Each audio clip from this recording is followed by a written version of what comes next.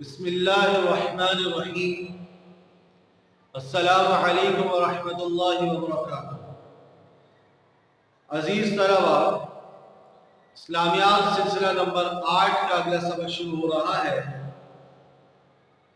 عزیز طلبہ، ہم نے جو اسلامیات سلسلہ نمبر 8 کتاب شروع کی تھی، یہ کچھ 6 ابواب پر مشتمل کتاب ہے، جس میں سب سے پہلا جو باب ہم نے پڑھا وہ عقائد کے حوالے سے تھا اور اس کی تفصیل ہم نے پہلے پڑھ لی۔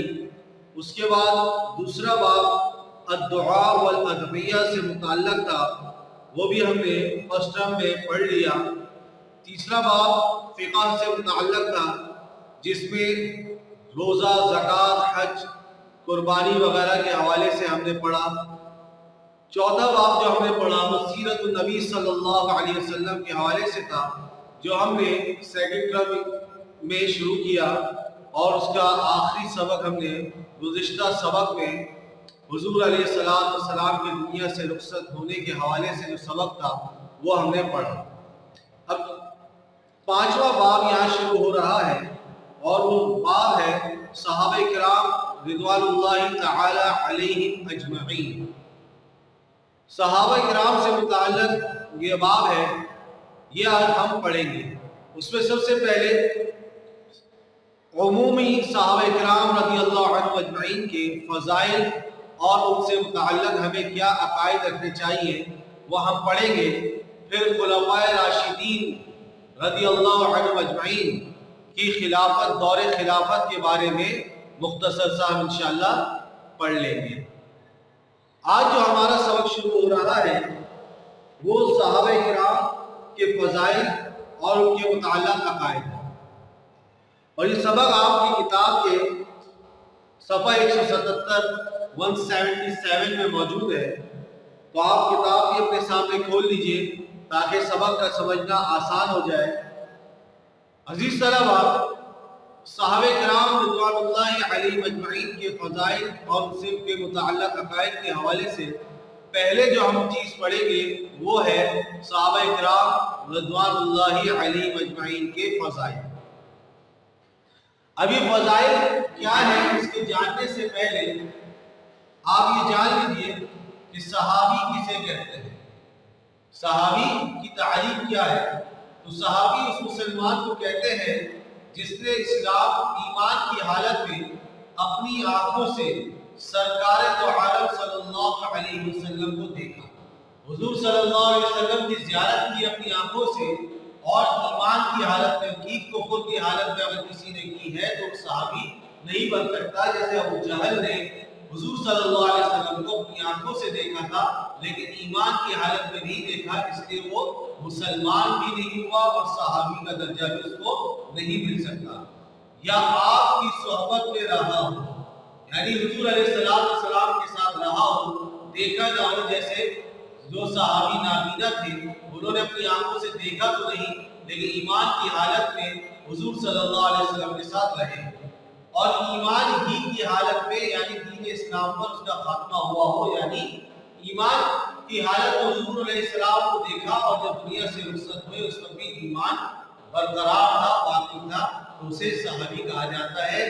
صحابی کی جمع جو ہے صحابہ ہے، ایک صحابی ہوں گے تو ہم کہیں گے صحابی، اور بہت سارے صحابہ ہوں گے یا ایک سے زائد ہوں گے تو ان کو کہا جائے گا صحابہ۔ عزیز طلبہ، صحابہ یہ وہ جماعت ہے جو حضور صلی اللہ علیہ وسلم پر سب سے پہلے ایمان لائے۔ جب حضور علیہ السلام اسلام کی دعوت لے کے چلے تو سب سے پہلے جو ایمان لائے وہ صحابہ کہلائے۔ دین اسلام کی دعوت دی ان صحابہ نے اور اس کی خاطر تکالیف برداشت کی، جتنی مشقتیں آئیں اس کو برداشت کیا، حتیٰ کہ یہاں تک کہ بہت سونے اپنی جانیں بھی قربان کر دی، جیسے آپ غزوات میں اور دوسرے معاملات میں سیرت النبی صلی اللہ علیہ وسلم کے اسباق میں پڑھ کر آئے ہیں۔ تو جب اتنی قربانیاں دی ہیں، اپنی جانیں تک دے دی، تو یقیناً یہ جماعت باقی تمام امت سے افضل ہے۔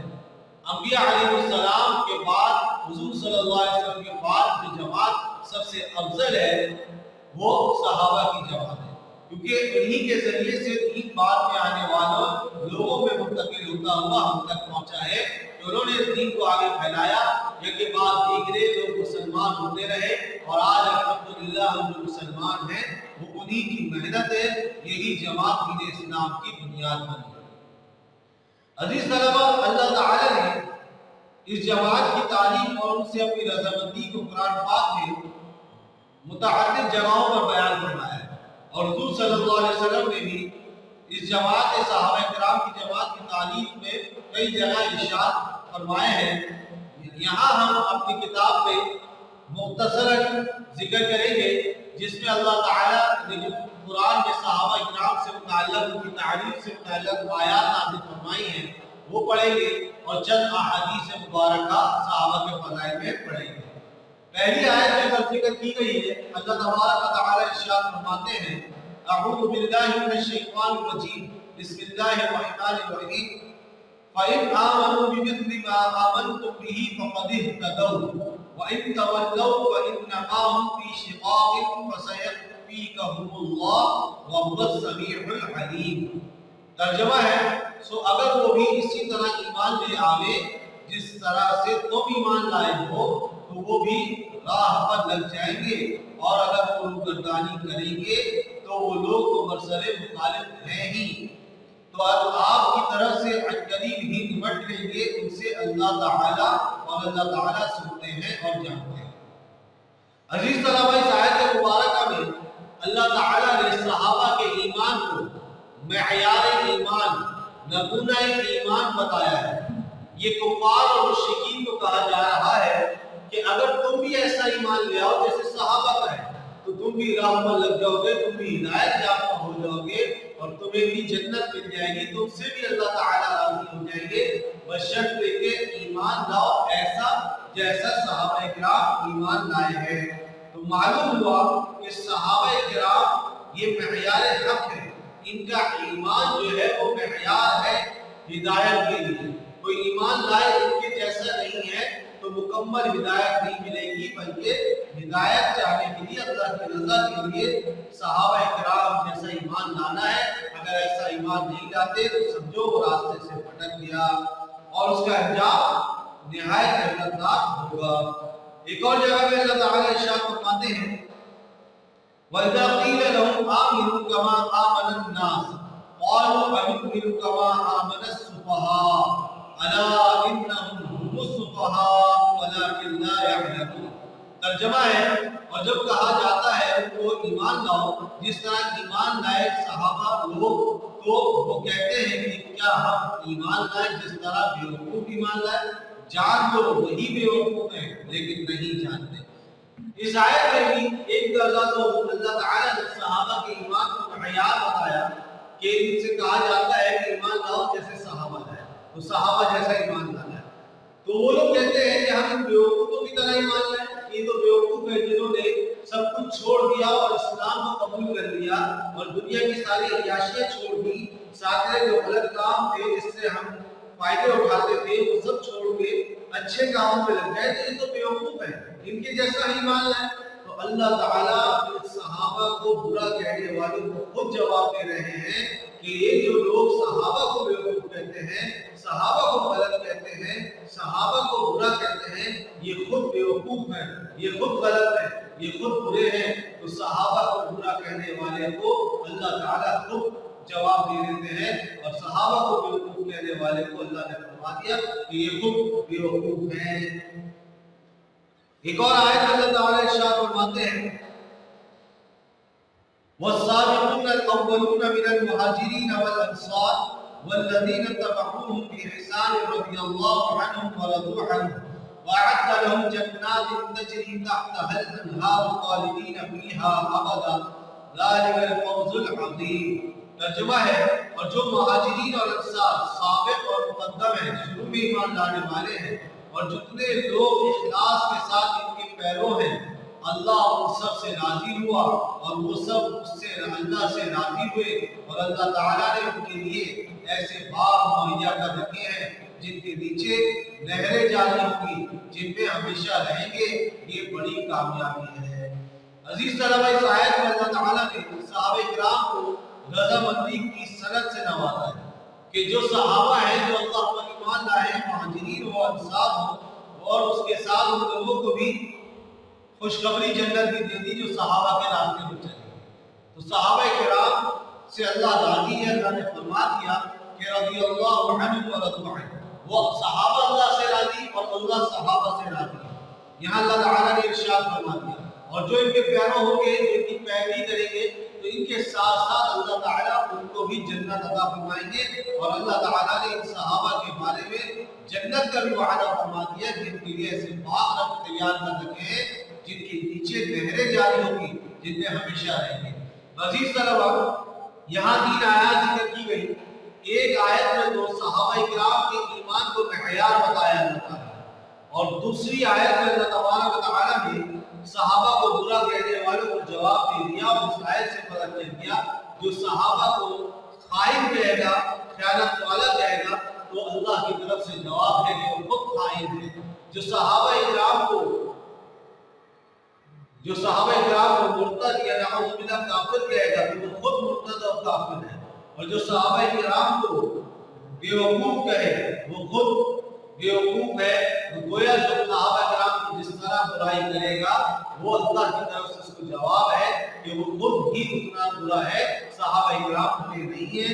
اور اس کے علاوہ آپ کی تیسری آیت میں در صحابہ کرام رضی اللہ عنہ کو اللہ تعالیٰ نے اپنی رضا کا پروانہ عطا فرما دیا کہ اللہ ان سے راضی ہے اور اللہ تعالیٰ نے ان کے لیے جنت تیار کر رکھی ہے. اور جو لوگ صحابہ کے طریقے میں چلیں گے صحابہ کی اتباع کریں گے ان کو بھی ایسے ہی جنت ملے گی.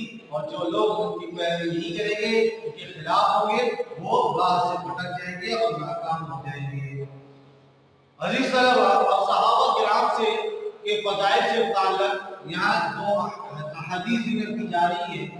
ویسے تو متعدد مواقع پر صحابہ کرام کی حضور صلی اللہ علیہ وسلم نے تعریف فرمائی ہے اور ان کا وہ برا کہنے اور سمجھنے سے منع فرمایا ہے. یہاں جو حدیث شریف ذکر کی جا رہی ہے وہ پہلی حدیث یہ ہے کہ حضور صلی اللہ علیہ وسلم کا ارشاد ہے اصحابی کالنجوم فبأیہم اقتدیتم اہتدیتم. میرے صحابہ ستاروں کی مانند ہیں بس تم ان کی پیروی کرو ان میں سے تم جس کی بھی پیروی کرو گے تو ہدایت پاؤ.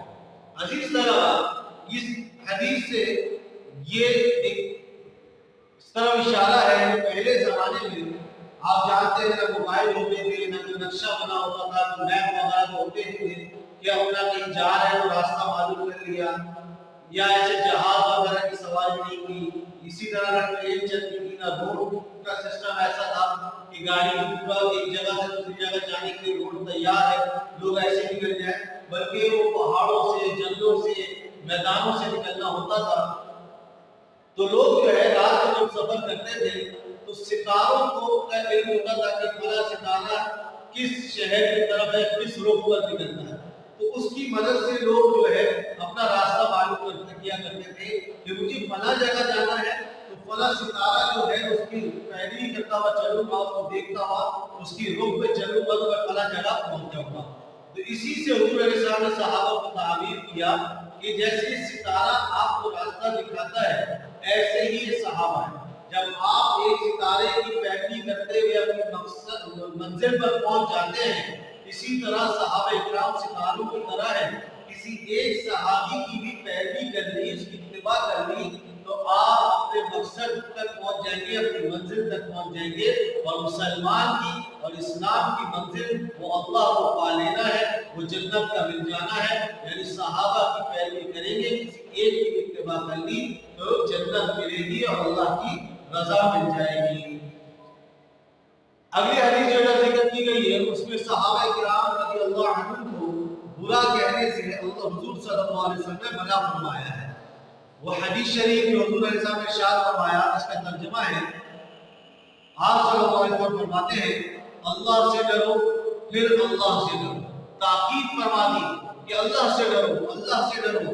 صحابہ کرام نے کے بارے میں یعنی میرے صحابہ کے حق میں اللہ سے ڈرو. ان کو کوئی ایسی بات نہ کرو جو ان کے خلاف ہو ان کی ناراضگی کی ہو یا ان کی برائی کے لیے ہو. اس معاملے میں اللہ سے ڈرو. میرے بعد تم ان کو صحابہ کو نشانہ ملامت نہ بنانا میرے صحابہ کو برا نہ کہنا، گالی نہ دینا، کوئی تہمت نہ لگانا، الزام نہ لگانا۔ یاد رکھو جو شخص ان کو دوست رکھتا ہے تو وہ میری وجہ سے ان کو دوست رکھتا ہے۔ جو صحابہ سے محبت کرتے ہیں وہ وجہ یہی ہے کہ ہم حضور صلی اللہ علیہ وسلم سے محبت کرتے ہیں۔ حضور صلی اللہ علیہ وسلم سے جس کو محبت ہوگی تو حضور صلی اللہ علیہ وسلم سے محبت کا تقاضا یہ ہے کہ صحابہ سے بھی محبت کی جائے۔ تو صحابہ سے محبت ایسے ہی ہے جیسے حضور صلی اللہ علیہ وسلم سے محبت۔ اس حضور علیہ السلام کی محبت، حضور صلی اللہ علیہ وسلم سے محبت کا تقاضا ہے کہ صحابہ سے بھی محبت کی جائے۔ اور پھر حضور علیہ السلام نے ارشاد فرمایا جو شخص ان سے دشمنی رکھتا ہے تو مجھ سے دشمنی رکھنے کے سبب ان کو دشمن سے رکھتا ہے۔ جو صحابہ کو دشمن سمجھتا ہے تو جان و عزیز کے علاوہ وہ حضور صلی اللہ علیہ وسلم کا بھی دشمن ہے۔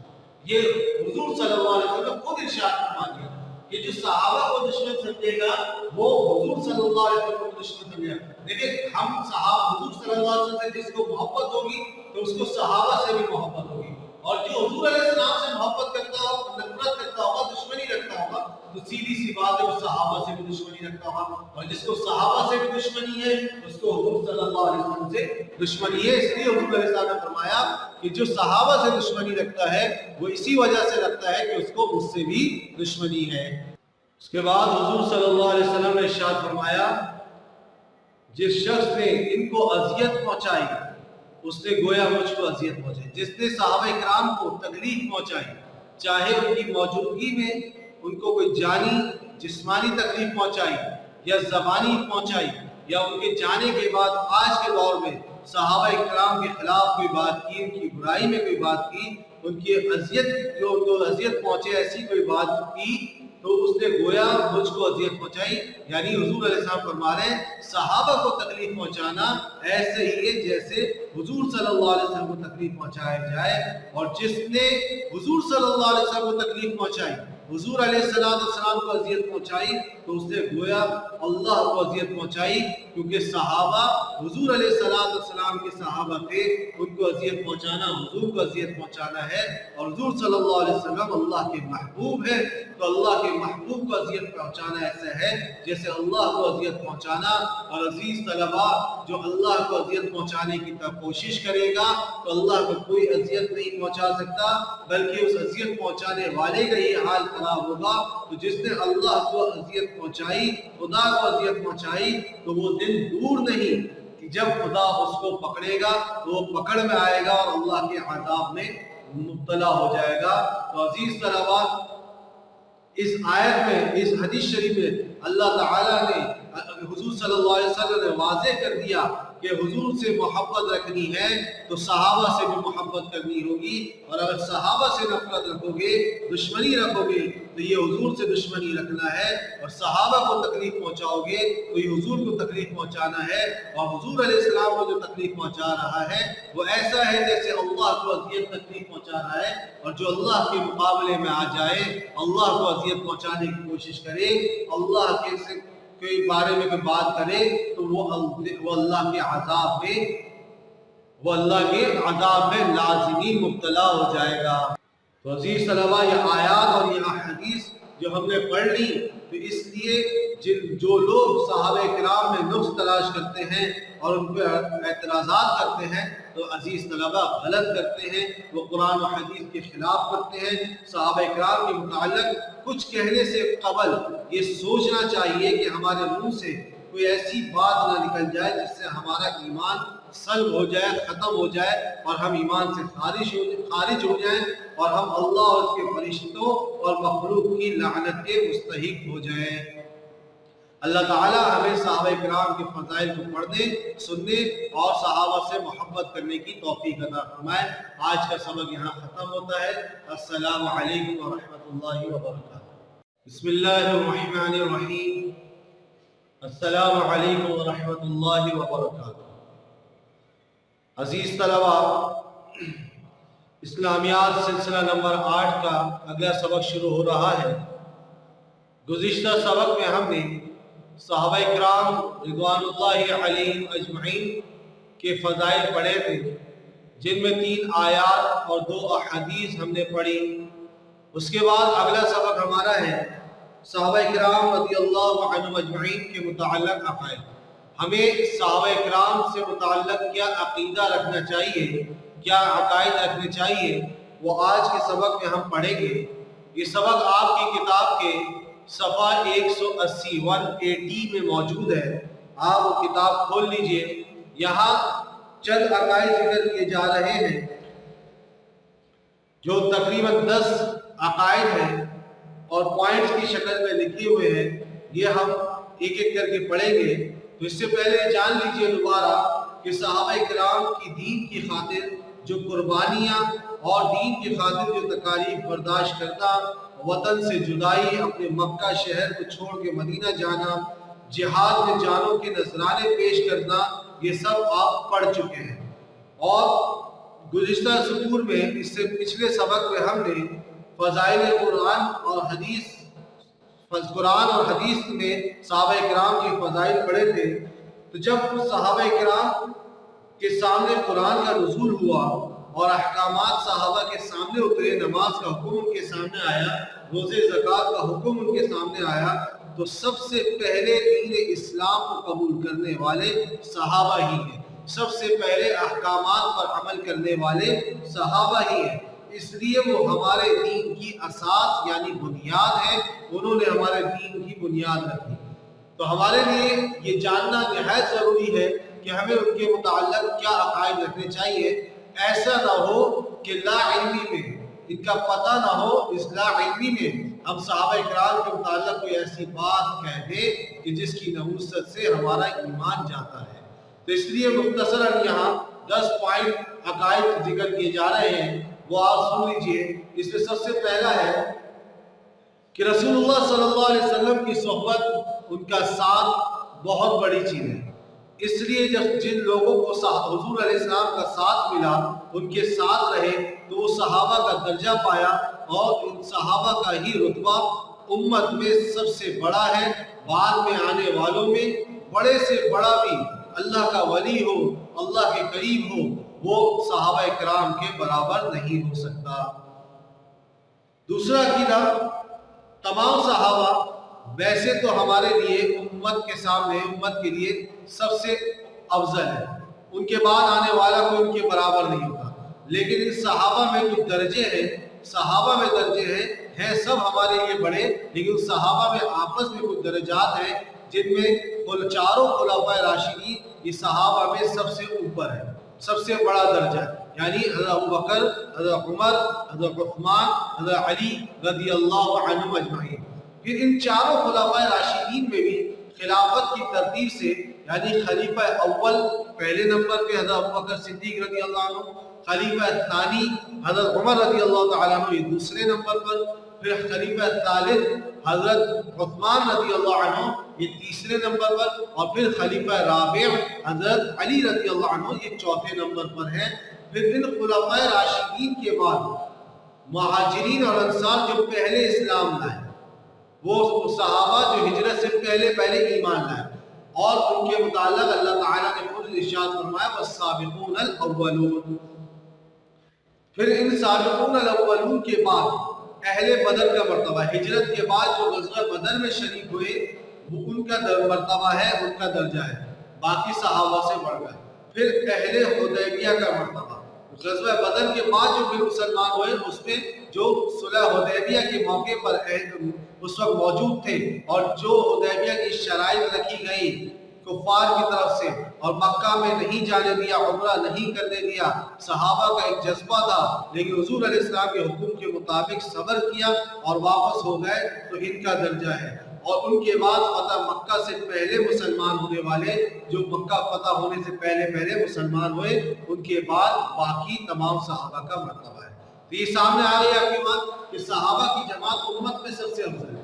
پھر صحابہ میں آپس میں درجات ہیں، جس میں سب سے پہلے حضرت خلفائے راشدین، اور ان میں سب سے پہلے حضرت ابوبکر، پھر عمر، پھر عثمان، پھر علی رضی اللہ عنہم اجمعین. پھر سب سے پہلے مسلمان ہونے والے، یعنی ہجرت سے پہلے مسلمان ہونے والے مہاجرین اور انصار کا مرتبہ، اس کے بعد غزوہ بدر میں شریک ہونے والے صحابہ، اس کے بعد اہل حدیبیہ، صلح حدیبیہ کے موقع پر جو صحابہ تھے وہ صحابہ، ان کے بعد فتح مکہ کے سے پہلے جو مسلمان ہوئے، اور پھر فتح مکہ کے بعد جو صحابہ مسلمان ہوئے ان کا مرتبہ ہے۔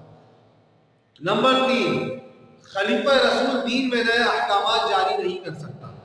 صحابہ جو خلفائے راشدین تھے، اللہ کے یہ رسول علیہ السلام کے خلیفہ تھے، تو جو خلیفہ بنے گا وہ کسی دینی احکام میں نئے احکامات جاری نہیں کر سکتا۔ اس کو بھی اللہ اور اس کے رسول علیہ السلام نے جو دین بتایا، جو احکام بتائے ہیں، اسی پر عمل کرنا ہے۔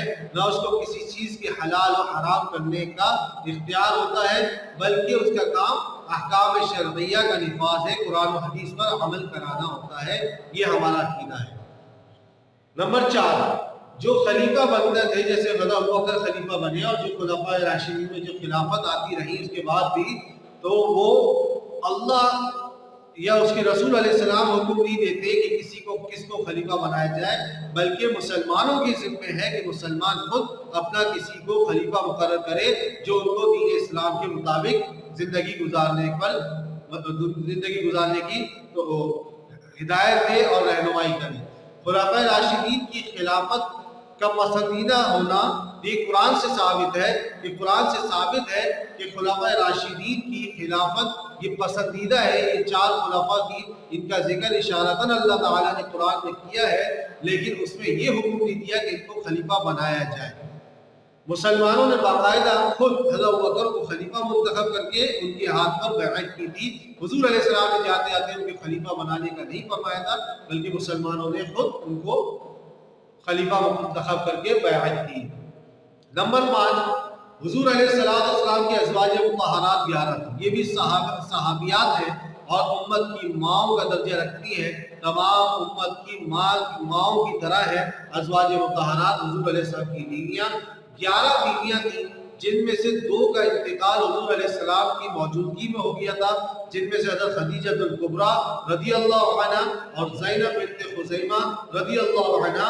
اس کے بعد جو حضور علیہ السلام دنیا سے جا رہے تھے تو 9 بیویاں اس وقت موجود تھیں، جن کے نام حضرت عائشہ، حضرت حفصہ، حضرت ام حبیبہ، حضرت زینب بنت جحش، حضرت ام سلمہ، حضرت صفیہ، حضرت سودا، حضرت جویریہ اور حضرت میمونہ رضی اللہ عنہن اجمعین۔ یہ سب خواتین یا عورتیں خدا اور رسول کی برگزیدہ اور تمام امت والوں کی مائیں تھیں، اور تمام جہان کی ایمان والی عورتوں سے افضل تھی۔ دنیا میں جتنی عورتیں ہیں ان سب سے افضل ہیں یہ خواتین جو حضور علیہ السلام کی بیویاں تھیں، اور ان میں بھی 11 خواتین میں بھی 2 خاتون، 2 ازواج مطہرات میں سے 2 ایسی ہیں جن کا مرتبہ باقی 9 پہ زیادہ افضل ہے، وہ حضرت خدیجہ اور حضرت عائشہ صدیقہ رضی اللہ عنہما ہیں۔ آپ صلی اللہ علیہ وسلم کی 4 صاحبزادیاں تھیں، 4 بیٹیاں تھیں، یہ بھی چاروں صحابیات تھیں، جس میں حضرت زینب بڑی بیٹی تھی جن کا نکاح حضرت ابو العاص رضی اللہ عنہ سے ہوا تھا، پھر حضرت رقیہ تھی، اور پھر حضرت ام کلثوم تھی۔ ان دونوں کا نکاح یا کے بعد دیگر حضرت عثمان کے ساتھ ہوا۔ پہلے حضرت رقیہ کا نکاح ہوا، جب ان کا انتقال ہو گیا تو پھر حضرت ام کلثوم کا نکاح بھی حضرت عثمان سے ہو گیا، اور چوتھی اور آخری بیٹی حضرت فاطمہ رضی اللہ عنہ تھی جو حضرت علی رضی اللہ عنہ کے نکاح میں تھی۔ یہ چاروں صاحبزادیاں بڑی برگزیدہ اور صاحب فضائل تھی، فضیلت والی تھی۔ ان چاروں میں حضرت فاطمہ کا رتبہ سب سے زیادہ ہے۔ وہ اپنی ماؤں ازواج مطہرات جو ہیں ان کے علاوہ 11 ازواج مطہرات کے علاوہ جنت کی تمام عورتوں کی سردار ہوگی۔ نمبر 7، حضرت صلی اللہ علیہ وسلم کے 10 چچا تھے، جن میں سے صرف حضرت حمزہ اور حضرت عباس رضی اللہ عنہما ایمان لائے تھے۔ دونوں کے بہت سارے فضائل ہیں۔ اور حضور صلی اللہ علیہ وسلم کی 5 بیٹیاں تھیں، جن میں سے صرف حضرت صفیہ رضی اللہ عنہا مسلمان ہوئی تھی۔ 8واں عقیدہ ہمیں یہ رکھنا ہے، مہاجرین اور انصار بالخصوص اہل حدیبیہ میں باہم عداوت بیان کرنا بے دینی ہے، قرآن مجید کی نصوص صریحہ کے خلاف ہے۔ ان کے درمیان یہ آپس میں دشمنی تھی، یہ باتیں کرنا بالکل قرآن و حدیث کے خلاف ہے۔ 9واں عقیدہ، صحابہ کرام کے باہمی اختلافات کا بیان کرنا بغیر شرعی مجبوری کے حرام۔ صحابہ میں اگر کسی وجہ سے کوئی اختلاف ہوا ہے تو اس کو بیان کرنا، اس کے بارے میں باتیں کرنا یہ جائز نہیں ہے، حرام ہے۔ ہمیں دونوں جو بھی آپس میں اختلاف اگر رکھتے تھے، دونوں سے ہمیں حسن ظن رکھنا ہے اور دونوں کا ادب کرنا ہے، کیونکہ دونوں جس بھی موقف میں ہو لیکن ان دونوں کی ہی تعریف اللہ نے کی ہے، اور ان دونوں کو ہی رضا کا وعدہ، رضا کا پروانہ، رضا کی سند کہ اللہ ان سے راضی ہے، اللہ نے دیا ہے، اس لیے ہمیں ان کے خلاف کوئی بات نہیں کرنی چاہیے۔ آخری عقیدہ ادھر جو لکھا ہے، صحابہ اکرام سے بدگمانی رکھنا، ان کو برا کہنا قرآن مجید کی صریح مخالفت ہے۔ اللہ تعالیٰ نے فرما دیا کہ جو ان کو بیوقوف کہتا ہے وہ خود بیوقوف ہے، تو جو ان کو غلط کہے گا اور ان کے لیے بدگمانی رکھے گا تو ایسے شخص کے حق میں کفر کا اندیشہ ہے کہ وہ ایمان سے نکل کر کفر میں داخل ہو سکتا ہے۔ اللہ تعالیٰ ہمیں صحابہ اکرام کے متعلق جو عقائد ہیں اس پر عمل کرنے کی اور صحابہ اکرام رضی اللہ عنہم اجمعین کو سے دل سے محبت کرنے کی اور ان کے طریقوں پر چلنے کی توفیق عطا فرمائے، آمین۔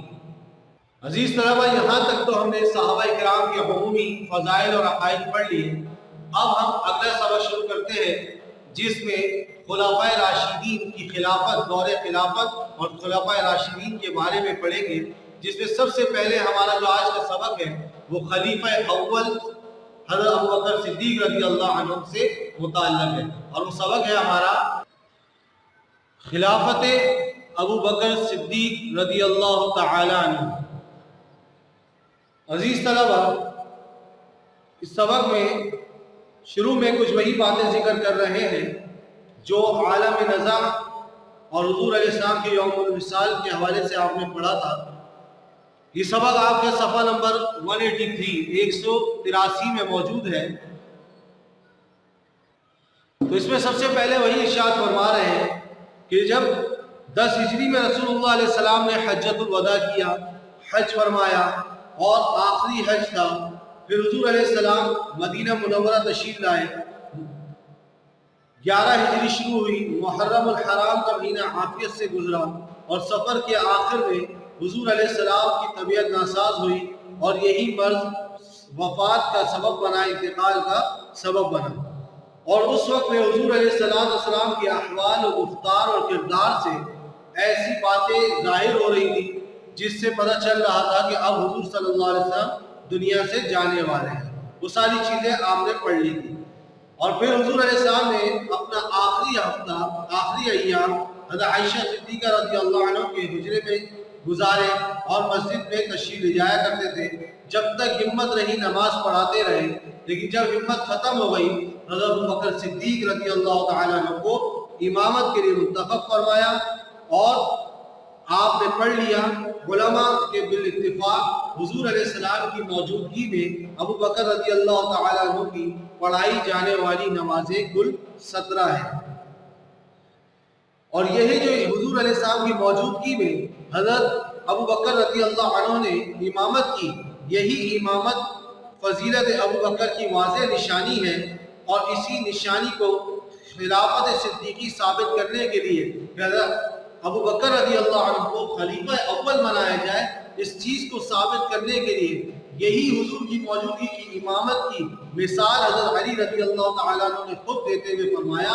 حضرت علی فرماتے ہیں، لما قبض النبی صلی اللہ علیہ وسلم نظرنا فی امرنا فوجدنا النبی صلی اللہ علیہ وسلم قد قدم ابا بکر فی الصلاة فرضینا لدنیانا من رضی النبی صلی اللہ علیہ وسلم لدیننا فقدمنا ابا بکر۔ حضرت علی فرماتے ہیں کہ جب ہم نے نبی علیہ السلام کی وفات کے بعد خلیفہ مقرر کرنے کے لیے دیکھا کہ کس کو خلیفہ بنایا جائے، خلافت کے معاملے میں غور کیا، تو ہم نے دیکھا کہ حضور علیہ السلام نے ہمارے دینی معاملے میں جو دین کا معاملہ تھا یعنی نماز، اس میں ہم اپنی موجودگی میں ہمارا امام حضرت ابوبکر کو بنایا۔ جب دینی معاملے میں حضور علیہ السلام نے ہمیں ہمارا امام ابوبکر کو بنایا، تو دنیاوی معاملہ یہ جو سلطنت کا خلافت کا معاملہ ہے، اس معاملے میں بھی ہم نے حضرت ابوبکر رضی اللہ تعالیٰ عنہ کو اپنا امام، اپنا خلیفہ مقرر کیا اور ان کو مقدم کر دیا۔ پیر کے دن جس وقت حضور علیہ السلام کی وفات ہوئی، उस दिन शिद्दत मर्द और दर्द से नबी अलैहिस्सलाम को कुछ इफाका था। हज़रत अबू बकर जब घर गुजरे में आए और देखा कि तबीयत बेहतर है, अम्मा आयशा को कहकर चले गए कि अब हुजूर सल्लल्लाहु अलैहि वसल्लम को आराम है। और थोड़ी देर में हुजूर अलैहिस्सलाम पर आलम नज़ा कायम शुरू हुआ और हुजूर अलैहिस्सलाम दुनिया से रुखसत हुए। और सहाबा को जब इसकी इत्तला मिली तो सहाबा जोश में थे। हज़रत अबू बकर, हज़रत उस्मान के बारे में आपने पढ़ा, सख्ते के आलम में बैठे थे। हज़रत अली रोते रोते बेहोश हो गए। हज़रत उमर रज़ी अल्लाह ताला अन्हु तलवार निकाल के खड़े हुए। ऐसे में जब हज़रत अबू बकर सिद्दीक आए और उन्होंने जो खुतबा दिया था आप पढ़ चुके हैं कि उन्होंने फरमाया था, अय्युहन नास अन्नहु मन कान यअबुदु मुहम्मदन फइन्न मुहम्मदन कद मात व मन कान यअबुदुल्लाह फइन्नल्लाह हय्युन ला यमूत। कि जो मोहम्मद सल्लल्लाहु अलैहि वसल्लम को पूछता था वो जान ले कि मोहम्मद सल्लल्लाहु अलैहि वसल्लम ने वफात पा ली है, और जो कोई अल्लाह को माबूद मानता था तो वो जान ले कि अल्लाह जिंदा है, कभी नहीं मरेगा। उसके बाद हज़रत अबू बकर सिद्दीक रज़ी अल्लाह तआला अन्हु ने यह आयत पढ़ी थी, वमा मुहम्मदुन इल्ला रसूल क़द ख़लत मिन क़ब्लिहि रुसुल अफ़इन मात औ क़ुतिल इंक़लबतुम अला अअक़ाबिकुम व मन यनक़लिब अला अक़िबैहि फ़लन यज़ुर्रल्लाह शैअन व सयजज़िल्लाहु शाकिरीन। जिस आयत को सुन के सहाबा को और अबू बकर को भी इस बात पर यकीन हो गया कि हुजूर अलैहिस्सलाम दुनिया से जा चुके हैं, और ये ऐसी थी कि दिल लोगों के मुतमईन हो गए। खुसूसन ये आयत ऐसी ज़बरदस्त रही कि सहाबा हर सहाबी जो है इसको तिलावत करने लगा और हर एक सहाबी के ज़बान में ये चल रहा था। जब यहाँ हुजूर अलैहिस्सलाम दुनिया से रुखसत हो गए तो एक मोहल्ला था सकीफ़ा बनी साइदा, वहाँ पर कुछ सहाबा जमा हुए अंसार में से, मदीने वाले जो थे वो जमा हुए और खिलाफत के लिए मशवरा करने लगे कि किसको खलीफा बनाया जाए, किसी एक को हम खलीफा बना लें जो फौरन हुजूर के बाद किसी सारे मामलात को संभाल सके। हज़रत अबू बकर ने वहाँ अंसार के फ़ज़ाइल मुहासिन का एतराफ़ करते हुए फरमाया। हुजूर हज़रत अबू बकर सिद्दीक रज़ी अल्लाह तआला अन्हु खुद वहाँ तशरीफ़ ले गए और वहाँ जाकर पहले तो अंसार के फ़ज़ाइल जिक्र किए और फरमाया, ए गुरूह अंसार, ए अंसार की जमात, तुम्हारी दीनी फजीलत और इस्लामी शर्फ से कोई शख्स इनकार नहीं कर सकता। तुम बहुत फजीलत वाले हो। तुमको अल्लाह ताला ने अपने दीन और अपने रसूल की मदद के लिए मुंतखब किया कि रसूल और ये दीन मक्का से निकल कर मदीना आया, तुमने मदद की, तुम्हें जरिया बनाया और अपने रसूल को तुम्हारी पनाह में भेजा, मक्का से मदीना भेजा। लिहाजा मुहाजिरीन के बाद तुम्हारा मर्तबा सबसे मुअत्तल है। मुहाजिरीन का दर्जा सबसे बड़ा जो अपना घर बार छोड़ के आए, फिर उसके बाद तुम्हारा दर्जा है कि जिसने उन आने वालों की मदद की। बस हम उमरा हो या तुम उजरा, हम बगैर तुम्हारे मशवरे के मामला तय नहीं करेंगे। यानी खिलाफत तो मुहाजिरीन की होगी लेकिन तुमसे मशवरा किए बगैर कोई मामला तय नहीं होगा। फिर अबू बकर ने फरमाया, देखो अबू उबैदा बिन जर्राह जो एक मुहाजिर सहाबी है रज़ी अल्लाह अन्हु, ये भी मौजूद है। हज़रत उमर बिन खत्ताब रज़ी अल्लाह अन्हु ये भी मौजूद हैं। इनमें से जिसके हाथ पर चाहो बैअत कर लो, यानी इन दोनों में से किसी को खलीफा बना लो। लेकिन हज़रत उमर ने आगे बढ़कर फरमाया, नहीं, कसम रब की, अल्लाह की कसम, इस मामले में हम तुम पर सबकत नहीं कर सकते। हज़रत अबू बकर को कहा कि आपका दर्जा ज्यादा है, खिलाफत का हक आपका है, हम इसमें आगे नहीं बढ़ सकते। आप सबसे अफजल है, रसूलुल्लाह के रफीक गार है, रसूलुल्लाह अलैहि सलाम के साथ हिजरत में साथ थे, गार तौर में हुजूर के साथ थे, खलीफा नमाज है कि हुजूर ने अपनी मौजूदगी में आपको इमामत के लिए आगे किया। बस ये किसको ज़ेबा है, किसको अच्छा लगता है कि आपके होते हुए खलीफा बने, तो आप ही हमारे खलीफा होंगे। ये सुनते ही सारा मजमा हज़रत अबू बकर रज़ी अल्लाह अन्हु से बैअत पर टूट पड़ा और अगले दिन हुजूर अलैहिस्सलाम की तजहीज़ और तस्कीन से फारिग होने के दूसरे रोज मस्जिद नबवी में सिद्दीक़ अकबर रज़ी अल्लाह अन्हु के हाथ पर बैअत आम हो गई।